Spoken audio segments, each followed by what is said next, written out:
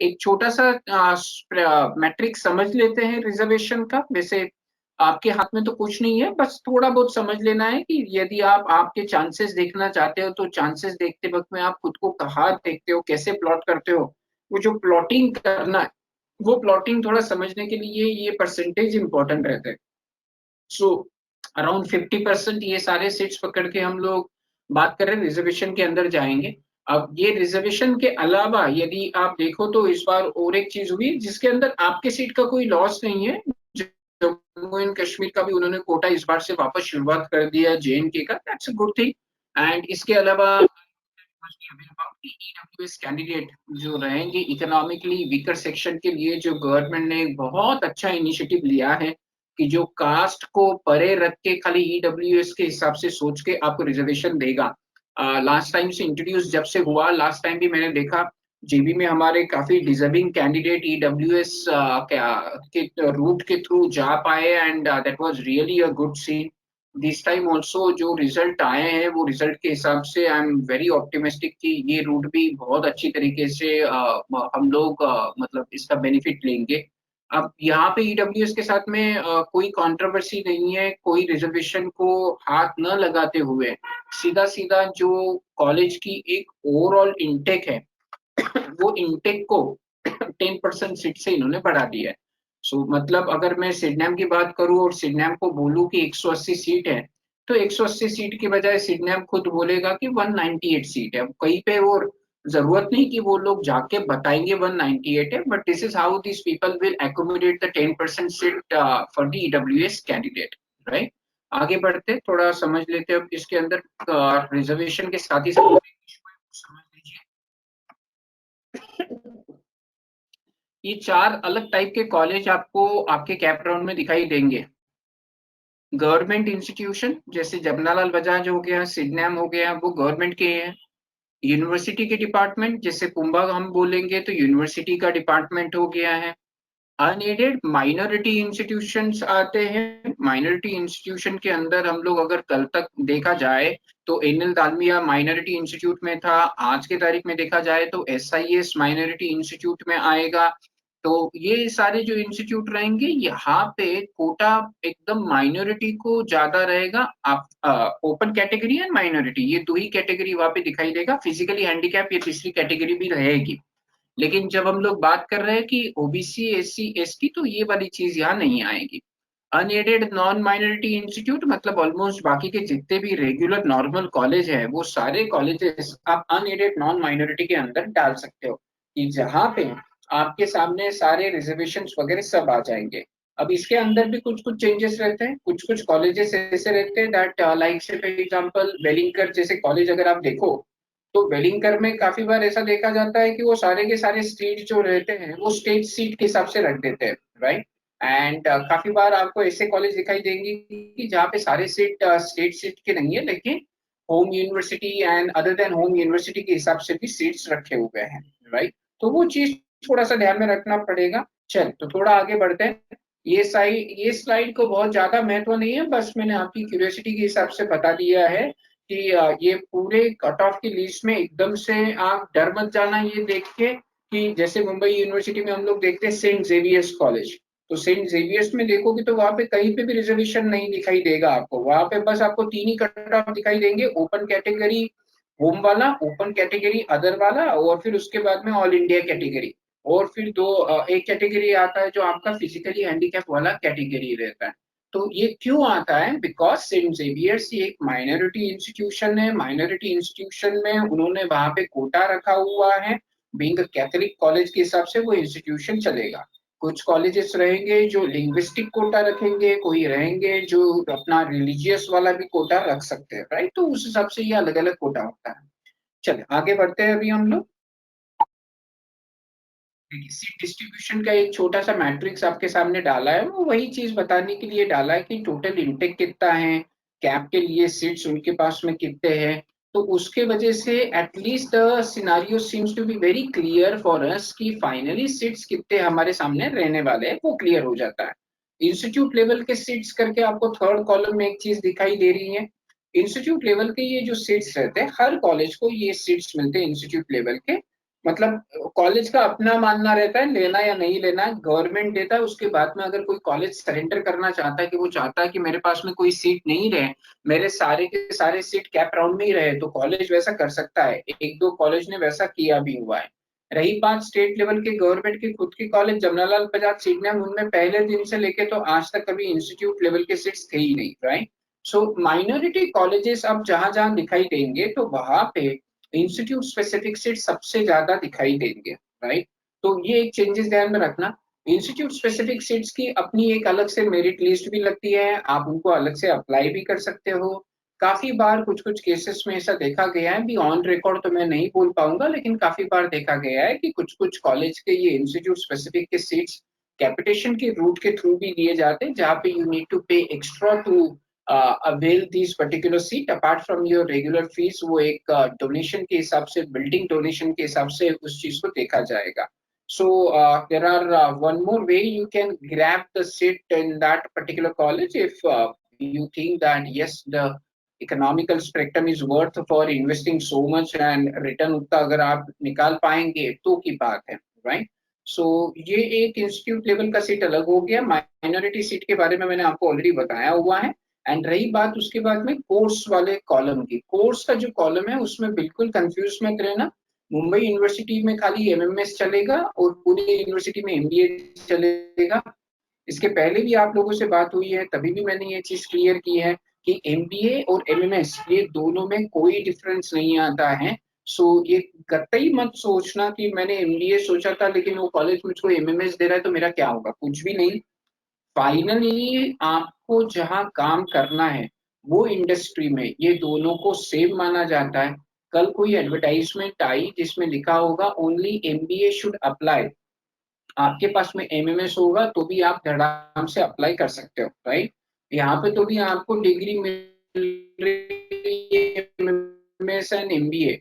इतने सारे autonomous college है जो आपको पीजी देते हैं, post graduation program in management देते हैं, post graduation diploma in business management देते हैं, उन लोगों को भी अच्छी तरीके से प्लेसमेंट मिलते हैं। तो यहाँ पे तो कोई चिंता का विषय वैसे है नहीं, राइट। इस बार के टोटल इनटेक में कहीं पे भी बहुत ज्यादा डिफरेंस मुझको नजर नहीं आया है। इनकेस कोई चीज रहेगी तो अपने आप सामने आ ही जाएगी, did not to worry, CAP round one के पहले वो चीज क्लियर हो ही जाएगी।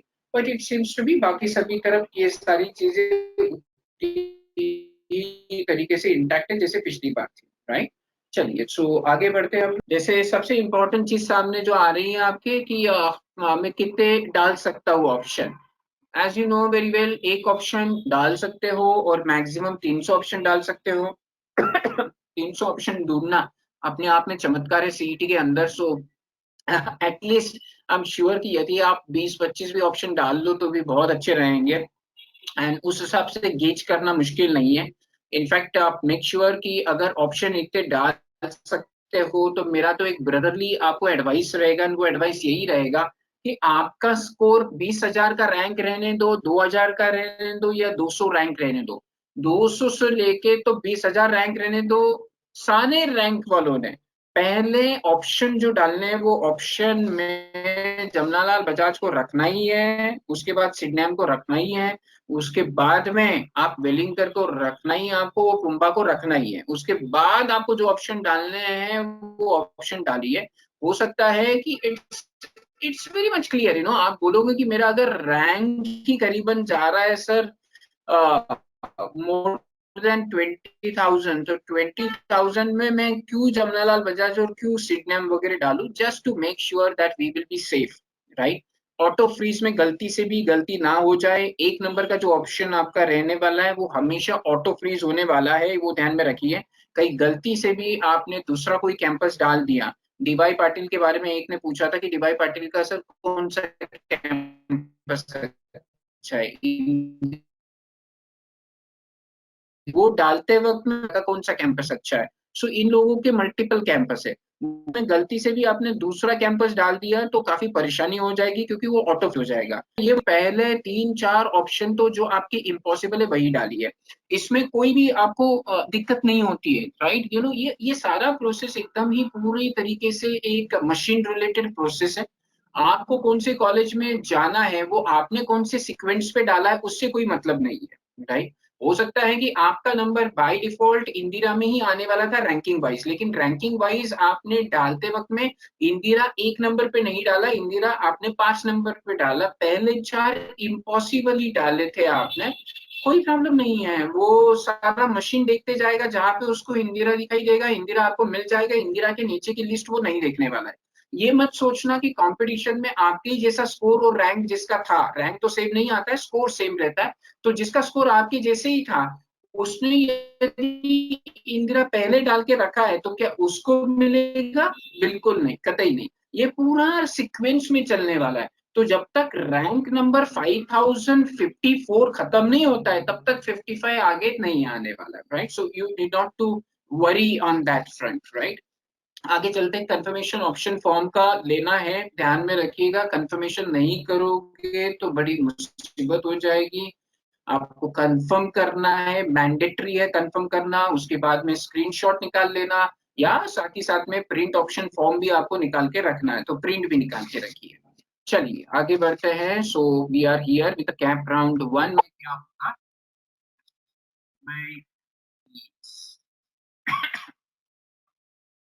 सो एक बार कैप राउंड में आपने डाल देने के बाद में ध्यान में रखिएगा, सीक्वेंस बराबर से लीजिएगा, कैप राउंड में डालते वक्त में सीरियल नंबर के हिसाब से आपको लेना है। आपका जो प्रेफरेंस 1 है वो उस हिसाब से ही 1 के ऊपर आपको टिक क्लिक करना है, और उसका रैंक भी 1 आना चाहिए, क्रॉस चेक कर देना। गलती से भी ऑप्शन फॉर्म फिलअप करते वक्त में आपको लगा नहीं, आपका जो एक कैंपस था जो आपको 5 नंबर पे चाहिए था, गलती से वो 11 नंबर पे दिख रहा है, आप उसको कंफर्म मत करना, उसको वापस आपको रिवाइज करना है, वापस उसकी सीक्वेंस लगानी है। जब तक आप कंफर्म नहीं करते हो तब तक आप जितनी बार चाहे उतनी बार सीक्वेंस लगा सकते हो, आगे पीछे कर सकते हो, लेकिन एक बार कंफर्म हो जाने के बाद में then there is no scope कि आप उस चीज को रिवाइज कर पाओगे, राइट? ऑनलाइन सीट एक बार आ गया आपके हाथ में, अलॉटमेंट हो गई, तो उसके बाद में आपको डिसाइड करना है कि करना क्या, फ्रीज करना है कि आपको नॉट फ्रीज करना है। जैसे मैंने बोला है, ऑटो फ्रीज जो रहता है वो आपके 1 नंबर के ऑप्शन के साथ में बाय डिफॉल्ट होने वाला है। यदि 1 नंबर का कॉलेज जो आपने आपके ऑप्शन में लिखा था वो मिल गया है तो वो ऑटो फ्रीज हो जाएगा। उसके नीचे जो है वो आपका चॉइस है कि आप उसको फ्रीज करना चाहते हो या नॉट फ्रीज करना चाहते हो। फ्रीज का मतलब तो यही हो गया कि मुझको जो कॉलेज मिला है वो absolutely fine, I am happy with that my with my choice, and I'm ready to complete the rest of a formality by joining that college. And so that you will go out of your entire cap round. So फिर आप अगले second cap round में आएंगे ही नहीं। रही बात not freeze की, सो मतलब आपको कॉलेज मिला है, आप चाहते हो कि ये कॉलेज वैसे ठीक ठाक है, अच्छा है, वैसे अगर कुछ नहीं मिला तो ये कॉलेज में अगर मैं जाऊं तो भी कोई प्रॉब्लम नहीं है, अगर वैसा सोच रहे हो तो फिर उस कॉलेज को आप नॉट फ्रीज कर लोगे। नॉट फ्रीज करने का मतलब यही रहा कि सेकंड राउंड में आप जा रहे हो, सेकंड राउंड में जाने के साथ ही साथ में आप उसको आपके चॉइस को बेटर करने का एक चांस लेना चाहते हो, राइट? और यदि उससे बेटर ऑप्शन आपको सेकंड राउंड में मिल गया, that will be a bonus for you, तो फिर आप जिसको जो भी आपको बेटर वाला मिल गया है आप वहां जाएंगे। और यदि नहीं मिला तो at least you need not to worry, as a backup option आपने फर्स्ट राउंड में जो कॉलेज को किया था सिलेक्ट वो कॉलेज आपको मिल जाएगा, राइट? सो प्रोविजनल सीट अलॉटमेंट हो जाएगी, उसके बाद में सीधा आपको कॉलेज में जाके रिपोर्ट करना है और एडमिशन कंफर्म करना है। उसके बारे में सारी जितनी भी प्रोसेस है आपको डिटेल्ड में आपको प्रोस्पेक्टस में दिया हुआ है, उसको फॉलो करना है। बैकग्राउंड वन के बारे में एक बार वापस समझ लेते हैं क्लियरली। मैं ये on the cost of being repetitive आज के सेशन में थोड़ी 2-3 चीजें रिपीट करनी पड़ेगी, but please bear with me. Candidate is allotted the seat as per his or her the final choice, and that allotment यदि आपका फर्स्ट वाला आया है तो ऑटो फ्रीज हो जाएगा।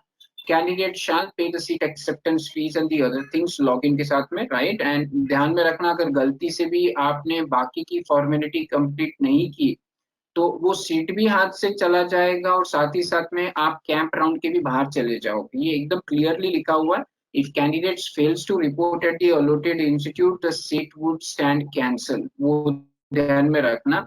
और साथ ही साथ में आप फॉरफिट हो जाएगा, आपका एक्सेप्टेंस मनी वगैरह वो सारा कुछ फॉरफिट के हिसाब से ही देखा जाएगा। सो यदि केस वन बहुत सिंपल है, और मैं चाहता हूँ कि काफी सारे लोगों के साथ में केस वन होके आप ये सारे कॉम्प्लिकेशन से तुरंत बाहर चले जाए। आपको जो अच्छा कॉलेज चाहिए था वो आपने एक नंबर पे जो डाला था वो आपको मिल गया, और मिल जाने के बाद में ऑटो फ्रीज हो गया, और आपने ऑटो फ्रीज होने के बाद में एक्सेप्टेंस फीस दे दिया, और सीट लेने के बाद में फिर आप उस कॉलेज चले गए, कॉलेज जाके आपने बाकी की फॉर्मेलिटी वहां पे कंप्लीट कर दी। मैं वापस बोल रहा हूँ, ये ऑटो फ्रीज आपका पहला ऑप्शन होने वाला है। यदि आपको थोड़ा भी कंफ्यूजन है, it's better irrespective where you are, you always put Jamnalal Bajaj as your first option. कम से कम सिटी के अंदर एक कॉलेज है जिसके प्रति हम लोग कभी कोई संदेह नहीं रखते, दो बार सोचते नहीं है। अगर जमनालाल बजाज मिल ही गया है तो कभी भी कोई आदमी कैंसिल भी नहीं करेगा। So it's better to start, it's better to have every form to be filled with option number one at Jamnalal Bajaj, there is no problem with that, right. जहाँ पे आपको आपका पहला वाला कॉलेज नहीं मिला है, आपको 2 नंबर से लेके 300 तक के रेंज में जो भी आपने डाले थे उसमें का कॉलेज मिला है, तो अब उसमें का कॉलेज मिला है तो भी आपकी सोच है, आपको उस हिसाब से करना है डिसीजन, जैसा मैंने बताया आपको। If you are still happy with the choices what you have got, आप उसको फ्रीज कर सकते हो, कोई दिक्कत नहीं, फ्रीज कर लेना, मतलब वापस वही प्रोसेस कंप्लीट कर लेना और सेकंड राउंड के बाहर चले जाना। या यदि आप चाहते हो तो ज्यादातर more than 90% of people have seen कि वो लोग इसको फ्लोट करेंगे। फ्लोट करना मतलब वही नॉट फ्रीज करना, पहले उसको फ्लोट करना बोलते थे, तो नॉट फ्रीज कर देंगे। नॉट फ्रीज का मतलब ये हो जाएगा कि वो सीट के लिए आप तैयार तो हो, but you wanted to better your opportunity, better your college in the next round of CAP, right. तो उस हिसाब से फिर आप सेकंड राउंड में चले जाओगे। तीसरी चीज भी ये हो सकती है कि आपने कुछ भी नहीं किया, so you will be getting into the second round, no problem. या third thing could be possible कि आपको कोई कॉलेज ही नहीं मिला, तो फिर बाय डिफॉल्ट आप सेकंड राउंड में जाने ही वाले। तो वो थोड़ा सा ध्यान रखिएगा, जैसे candidates have been allotted other than this rounds, यहाँ पे एकदम क्लियरली लिखा हुआ है। मैं वापस स्लो जा रहा हूँ थोड़ा सा, आप इसके ऊपर ध्यान दीजिएगा। केस 3 जो हम लोग बोल रहे हैं, सारे केसेस समझ में आ गए हैं, तो ये ऑलमोस्ट फाइनल वाला केस है अभी आपके सामने। So candidates who have been allotted other than the first preference and what betterment in the subsequent round must claim the allowed seats in round one by accepting that seat by choosing not freeze option. So ये वापस freeze और non freeze एकदम समझ में आ गया है। Then case number 4 भी है आपके सामने। Candidates who have been allotted seat other than the first preference and do not exercise any of the option shall be eligible। जैसे मैंने already बताया वो आप eligible हो जाओगे। So, आगे अगर बढ़ते हैं तो थोड़ा समरी दे चुके हैं हम लोग वापस इस चीज को। Auto freeze and self freeze का चीज बताया आपको वापस। ऑटो फ्रीज अगर पहला वाला ऑप्शन है तो ऑटो फ्रीज हो जाएगा, नहीं तो बाकी के सारे ऑप्शन सेल्फ फ्रीज के हिसाब से ही चलेंगे आपके।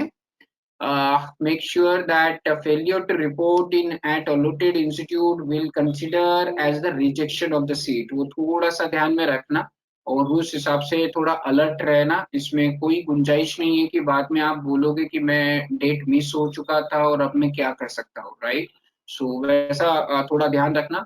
काफी बार होता है कि ये लोग कैप राउंड 2 में जो भी लोग कैप राउंड 1 में नहीं आ पाए या कुछ गलती हो गई, शायद उनको 11th आवर पे कैप राउंड 2 खोल भी देंगे, सो डेफिनेटली अ ग्रेट, लेकिन हम लोगों को ऐसे चांसेस के बारे में नहीं सोचना चाहिए।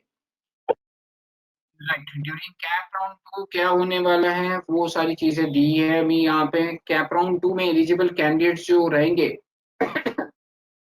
बेटर चॉइस अगर सेकंड राउंड में आपको मिल गया तो वापस वही चीज है जो आपने फर्स्ट राउंड में किया है वही आपको सेकंड राउंड में भी करना है। एंड थोड़ा सा ध्यान में रखिएगा, मैं वापस बोल रहा हूँ, there are no third round, तीसरा राउंड इस बार नहीं होने वाला है। सो आपका जो भी रहेगा that will be the final round, that is known as CAP round 2 will remain the final round. उसको रेड कलर में भी मैंने हाईलाइट किया है so that there should not be any confusion here. Right, moving further, to बहुत simple चीज रखी हुई है। I hope it's clear for you. Other than the first preference, आपको जो भी सीट मिला है वो यदि आपने फ्रीज नहीं किया तो नॉट फ्रीज के हिसाब से उसको आपको करना है। एंड नॉट फ्रीज करके आप सीधा सेकंड राउंड में चले जाओगे, you will carry that college with you. If in case you are very much certain कि आपको जो कॉलेज फर्स्ट राउंड में मिला है उसमें आपको जाने में इंटरेस्ट ही नहीं है, तो फिर उसको नॉट फ्रीज करना ही नहीं है। Not exercising freeze of not freeze option, तो भी आप सेकंड राउंड में चले जाने वाले हो, right.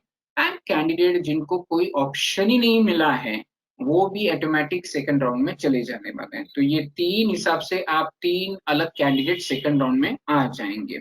So prepare a list of A institute. Finally summary करते वक्त मैं बस इतना ही बोलना चाहता हूँ कि एक अच्छी तरीके से लिस्ट बना लीजिएगा आप। वो लिस्ट लगे तो भले आप क्रॉस चेक कर लीजिएगा, आपके प्रेफरेंस ध्यान में रखिए। आपने जो खुद ने होमवर्क किया रहेगा आपकी कैपेसिटी में, या आपका खुद का जो नेटवर्क रहेगा आपके सिबलिंग या आपके सीनियर्स और आपके फ्रेंड के हिसाब से, उस चीज को भी सोचिए समझिए अच्छी तरीके से, और सब एक अच्छी तरीके से समझ बूझ के आप एक आपकी खुद की इंडिविजुअल लिस्ट बनाइए। एक आइडियल लिस्ट जो कट ऑफ के हिसाब से बननी चाहिए वो बनने का काम हम लोगों ने कर लिया है। वो लिस्ट आपके सामने ऑलरेडी आ चुकी रहेगी। It's a matter of time, session होने के बाद में उसको देख लेना। और ऑप्शन फॉर्म का दैट मेक श्योर कि आप उसको बराबर से प्रिंट आउट लेना मत भूलना। साथ ही साथ में कंफर्म वाला ऑप्शन प्रेस करना वो भी मत भूलना। ध्यान में रखना आपको जो भी प्रेफरेंसेस क्लिक करने हैं वो सीक्वेंस में क्लिक करने, सीक्वेंस मतलब रैंडम नहीं। आपको जिस कॉलेज में जाना है उसको प्रेफरेंस को ध्यान में रख के उसको एक नंबर पे क्लिक करना। your preferences should be your sequence, उतना ध्यान में रखना, right? So wishing you all the best and hope so कि सारा कैप राउंड एकदम टेक्निकली क्लीशे फ्री रहे और सबको जो भी डिजायर वाला कॉलेज है वो मिल जाए। If in case of any issues, please fall back. Thank you. All the best. Take care of your health. Bye bye.